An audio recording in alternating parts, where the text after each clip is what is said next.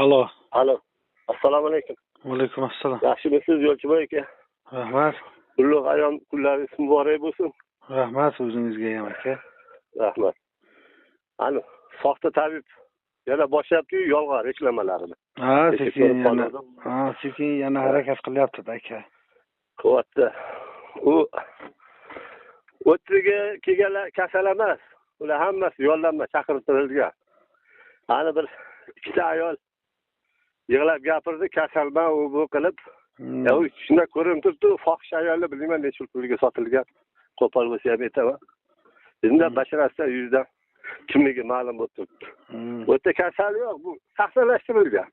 Kecha ko'rdim, xuddi haligi teatr, spektakl ko'rgandek bo'ldim. O'shanda endi yana o'shani odamlar ishonchini tiklayman deb harakat qilyapti aka. Endi u manchalik yuqoridagi odam uni majburlayapti. Ishlaysan deyapti. Ebloma deydi. Haligi kinolarda bo'ladi-ku, ko'rgan bo'lsangiz, bandalarning boshlig'i yonidagi odam bir ishni qoyil qilib kelolmasa, bajarib kelolmasa otib tashlaydi. Va yuqoridagi odam juda majburlayapti buni. Ishlaysan, pul topasan deb. O'shanaqa shu. Mani fikrim shunaqa. Bu hammasi yolg'on, o'ta kasal odam yo'q. Ya bir o'rta yashar odam chiqdi. Nima menga qora qosh degan nimani bering. Hali telefonni bering. U ahmoq shuncha odamlar, yuzlab odamlar YouTube'ga chiqdi. Nolib, jalba qilib o'sha soxta tabibligini aytib, endi bitta sizni gapingizni eshitibdi, shuncha nimani ko'rmaysiz, bitta sizni ko'ribdimi deb o'shanga anaqa qilmoqchi. U mabodo ahmoq sizga telefon qilib qolsa, ayting, necha pul olgan ekan Iqboldan. Necha pul berdi senga deb vijdoningizni sotdi.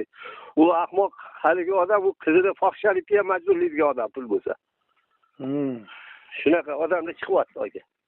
Bu hammasi yolg'on, 100% yolg'on reklama. Shunaqa endi uni bilinib turibdi, nimaligi? Prosta o'sha odamlarning ishonchini qayta tiklayman deb o'ylayapti-da. Chaqirtirilgan odamlar kasal yo'q o'tda. Yollanma hammasi.